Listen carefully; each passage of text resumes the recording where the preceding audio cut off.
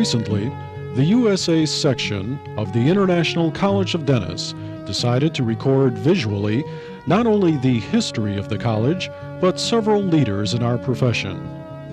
Dr. Harold O. Westerdahl, Secretary General Emeritus of the college, was selected as the outstanding individual to be honored with the first videotape. This presentation is a potpourri of the Chronicles of Outstanding Leaders in Dentistry series, being produced by the Audiovisual History Committee.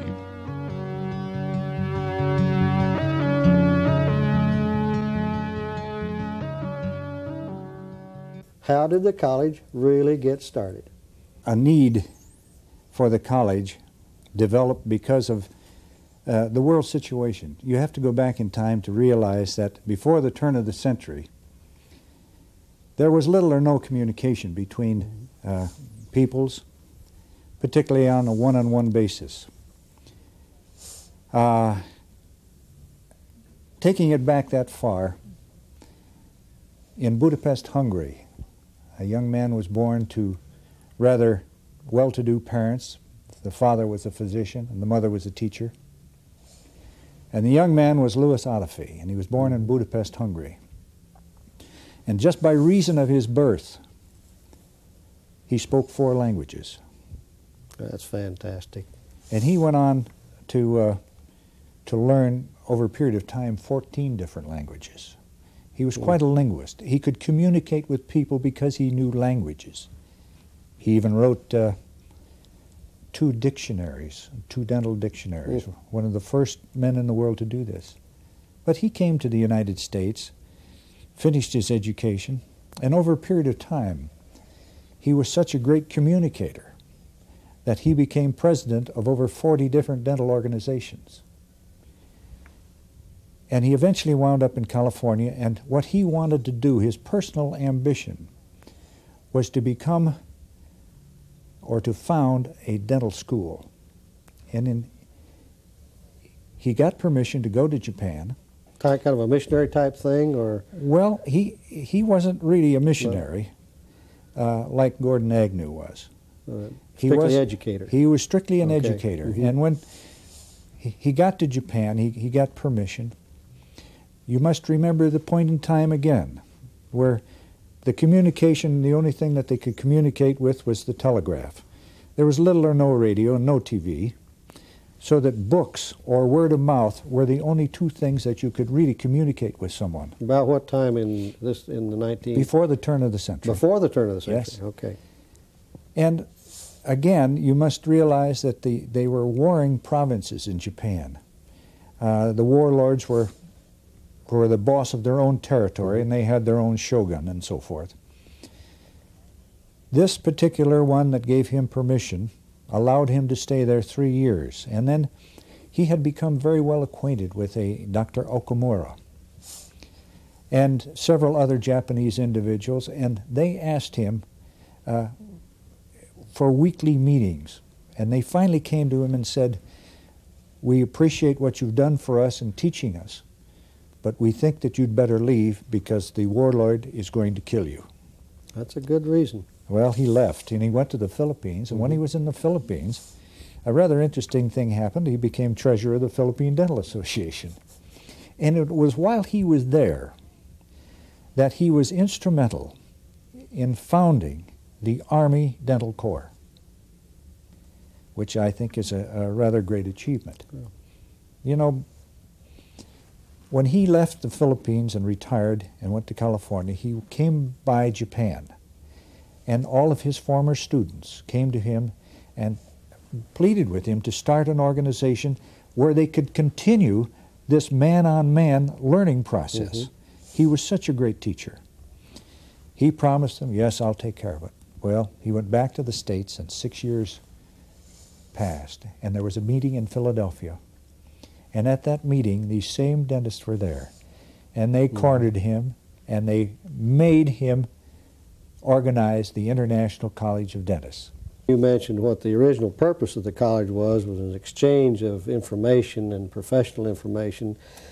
Over the years, has the purposes or premises or changed the college? Have the goals changed, or have any additions been made? No, I don't think that the goals have changed a bit, except it seems to be concentrating now into what I like to call the motto of the college, which is to foster the growth of knowledge, Right. and to promote its dissemination throughout the world. Right. That seems to be the essence of all we're doing today. Everything, most of our projects are designed to promote education, to encourage it. And I feel that that's as strong a goal as any organization could possibly have.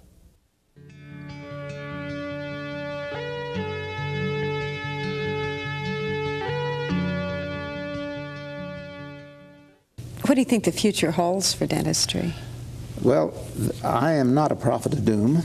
I have the feeling that the golden age as we knew it in the 60s and 70s is not going to come back, at least very soon. I think there is a great need for dentists. I think they have much to offer.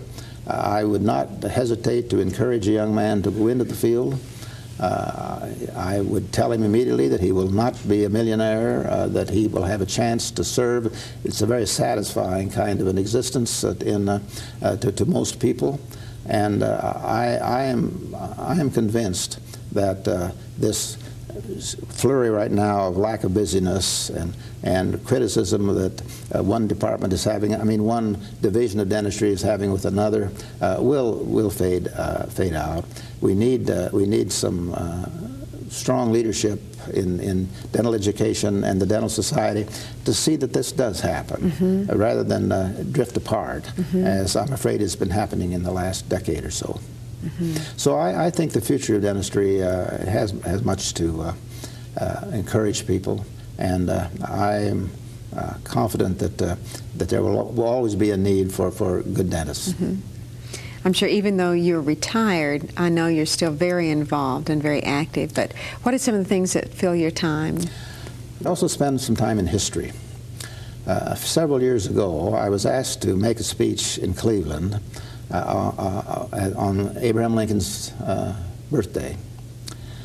And just for fun, I thought, well, I'll talk a little about Abraham Lincoln's teeth. So I went to the library, couldn't find anything. I thought that's a little odd. We know a lot about George Washington's teeth, made out of wood, which they weren't, but all kinds of things have been written about, but not a thing about Abraham Lincoln's teeth. So I got digging a little deeper, and I could talk for some time about what I had found out. I consider myself now the world's authority on Abraham Lincoln's teeth. The world's authority. Because we don't know anything about it. Oh. Not really. He had 119 photographs taken, and not a one of them showed his teeth. Well, that's not too unusual, because in those days photography you had this pose and this sort of thing. But he was killed by a shot through his head, and the autopsy report, which I read, didn't mention his teeth at all. He had, apparently I have found recorded four visits to a dentist, and that's all by Abraham Lincoln, which makes one believe that perhaps he had pretty good teeth. Well, he was a thin fellow. They know a lot about his diet, and it was anticarcinogenic. He ate sparsely. He would occasionally eat a pie, but not very often. He bought a toothbrush in 1842. His wife, when she was in the White House, signed a testimonial for a dentifrice, which was published in one of the newspapers, which was quite commonly done at the time. So one would have to conclude that he was really endowed with pretty good teeth. He did have a dentist named French, Dr. French in Springfield, but he had no record of ever having treated Abraham Lincoln. He treated Abraham Lincoln's family according to his records, but he only put down records if the patient didn't pay. So Lincoln may have gone in and seen him, but paid the bill. Paid.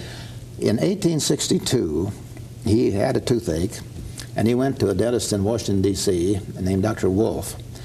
And Wolfe said the tooth would have to come out. This has been recorded in the dental journals. So Lincoln said, wait a minute, and he took out of his pocket a bottle and whiffed it for a while. And then he made a sign, and Dr. Wolfe took out the tooth and reported that the tooth was taken out without pain. the bottle contained chloroform. Well, chloroform was known as an anesthetic at that time, but not generally used. The question arises, was Abraham Lincoln a chloroform sniffer? He had two sources that he could have, where he could have got the chloroform. One was the Surgeon General, who was a friend of his in Washington. And then he had a dentist friend in Chicago that had used chloroform for extraction. It's probably that's where he got the chloroform. But Abraham Lincoln grew up in southern Indiana and Kentucky.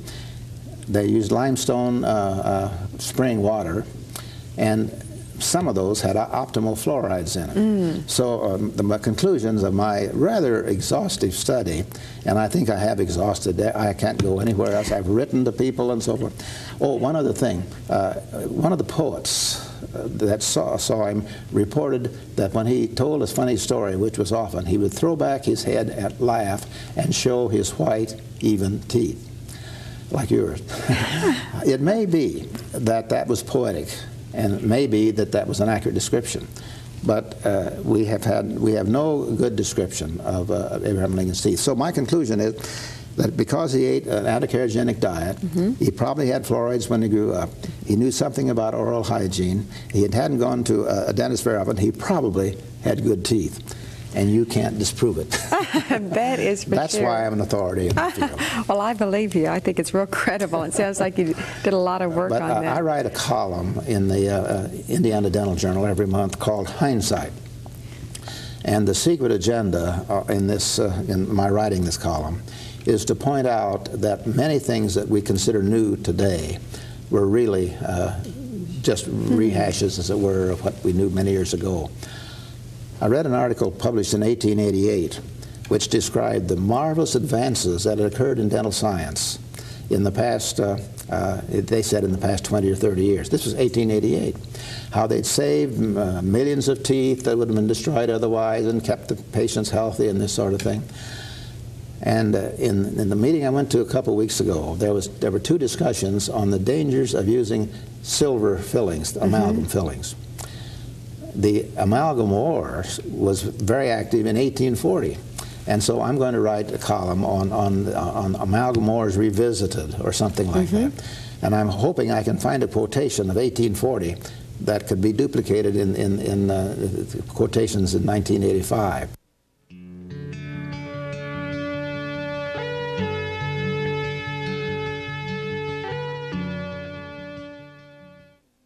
You were saying that that one of the unfortunate things is that there are lots of dentists who never see the work of really great dentists, of seeing superior dentistry being done. How does one start to do that? How do you make changes? Well, I would say that the reason that I was always, and I was asked to come and teach part-time in Nebraska when I was still in practice. And I found that this was my ultimate satisfaction. I love private practice. I like to operate on patients. But to teach is a totally different dimension. It's kind of like flying. A fellow said to me when I used to fly so much with the Navy and Pearl, get up in the air, I'd like to go out to Diamond Head. I'd like to go over the mountains to Kaneohe and back. No limitations of bridges, of roads, of forests. You can float like a bird.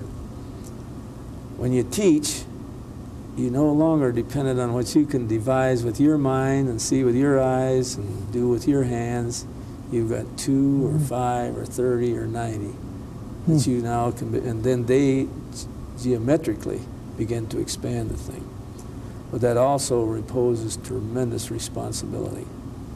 I was at a meeting one time representing the Navy, and I suppose they made a mistake, I don't know, but they sent me to a dean's meeting down in Miami. And they had little workshops. And I've forgotten the number of deans, I'll say 20 in this group. So I knew some of them quite intimately. And one of them turned to me and they said, Bill, he says, what do you think about dentistry in the Navy? You think that's as good as it is on the outside?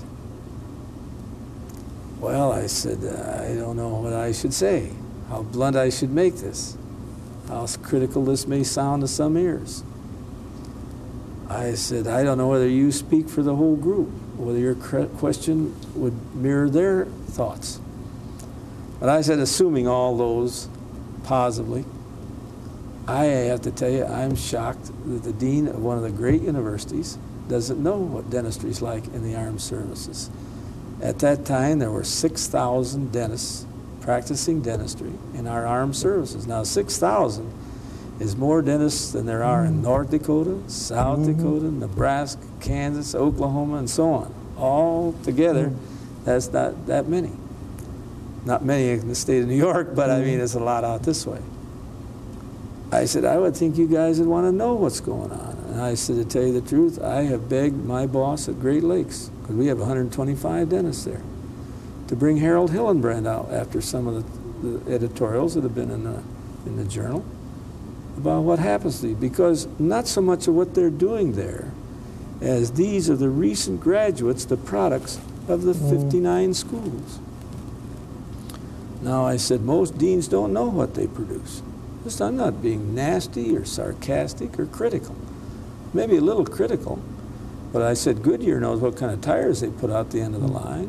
Gould knows what kind of batteries. Ford knows what kind of an escort he builds. We ought to know these things. Tell me more about teaching. You were starting to talk about your experience with teaching and how it felt like flying to you. I want to hear more about that. Well, there are a number of profound things that happen, and I don't, this is what you're asking for, but I'll tell you because it's on my mind. I don't want to miss it. As I told you, when I went up to the Woodbury Study Club and I walked in that clinic at Creighton, I saw 30 or 40 patients from Boys Town, incidentally, getting foils. They all had to have rubber dams on. Now, we at Nebraska were rubber dam people, and I couldn't wait to get the heck out of that school to throw all that gear out the window, literally, physically. Throw away the rubber dam. That's right. That and the Hanau articulator, that had to go. When I walked in there and I saw these ultra-skilled people, people like Merchant and Myers and Markley and Norm and Laporte and so on, absolutely just, these are the, you ask about classical. I say a man who plays in the Masters is a classical golfer. I don't care whether he's got a beard, or I do care, but if he's got a beard, he still could be a classical golfer. Well, that's what I think about in dentistry. And as I think when I go to the Boston Symphony, I think those are classical musicians. I even think they're classical plumbers. The telephone company used to have classical installers. They're gone now, but they hadn't. That's what I meant about classical. Back to this. I looked at these operations and I said, my God, I don't think I ever did anything like that. I don't think I even knew I could do anything or that anybody else could. But there it is. And I watched that all day long. Beautiful operations. Restorations that are going to last 20, 40, 80 years if the people live that long. I don't have to tell you, I can go around this campus right here or downtown Oklahoma City or Newport, Rhode Island, especially Newport, Rhode Island. The cement they're pouring on the sidewalks is not classical. Those sidewalks are going to chalk up and they're going to crush and they're going to crumple. I want to do dentistry that lasted for the long haul. I went back and I said to the girls, buy all this gear back again. We got to have the punch and the clamps and the whole thing. We started in, I almost went broke because I was not disciplined. We didn't have the gorgeous hand pieces. You had to be very careful in those days. And little by little, well, that led to then doing other things. Well, anyway, that's a long ways to get around. Little by little, I got nuts about the rubber dam. Just saw that more and more. That I was on the staff of a couple of hospitals. I go in the operating room, those people all were doing sterile operations, carefully, clean, and so on. We don't do sterile operations either on the rubber dam, but we can do them clean. We can see. We know what we're doing. We have total control.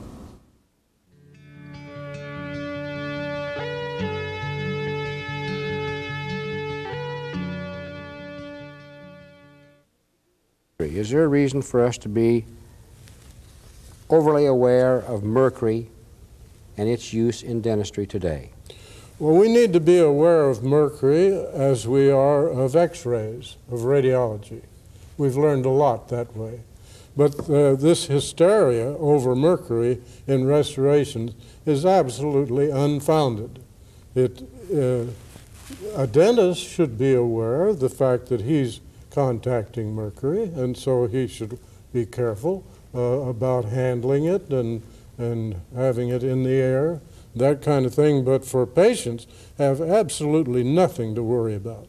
I don't believe you know a single dentist who's ever had any problem from a mercury allergy or poisoning. What's the reason for this big scare? Oh, it's a result of individuals who are looking for, well, they're sensationalists. I understand they had the same thing when smallpox vaccination became possible. Awful scares about how it would kill people. You're injecting germs and all that kind of thing. We have the same thing with the anti-fluoridationists. We still have it. Sure. There are areas that don't have. Why, fluoridation is the best documented preventive of anything we know. And yet there are anti-fluoridationists still making names for themselves and depriving people of some areas of the protection that fluoride provides. Do you think that present-day composites will replace silver amalgam? Present-day composites? The present-day composites. No, they don't have the qualifications. However, I think composites may replace metallic filling sometime. Remember, they're going to build the stealth bomber out of 60% composite? Yes. But that composite doesn't have to be compatible with living tissue. It doesn't have to be attached to something full of moisture as tooth structure. Our present composites are altogether too moisture sorptive to ever be serviceable. It's impossible to build, almost impossible to build a proper contact and maintain it. Gingival margins it just isn't possible. I went out and watched a young dentist, not so young now, but he used to spend hours in my office, who learned to be an excellent operator. And he's gotten bit by the mercury bug, and he's removing amalgams and placing composites. And I asked him if I'd come out and watch him operate. And so I watched him place 2 Class 2 composites. He spent twice, and he's a capable dentist, he spent twice as much as he would on a good amalgam, and when they were finished, the margins were terrible. The contour was terrible. This is a disservice to humanity. It's going to discredit our profession. Some of these days, you're going to see some awful lawsuits against dentists who have sacrificed good, sound restorations and had composites placed. You watch.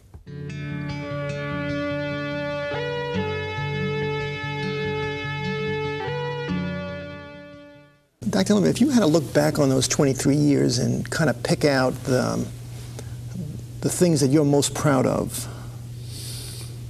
what would they be? I don't think that's a problem. I think the maintenance and development of a research program paid for out of dues money was one of the things I did. And we have a rather substantial investment in research over the years. It isn't great by today's standard. We wouldn't have the drills that we have now. They were developed. Ray Bowen developed the adhesives that the Bureau of Standards is now head of it.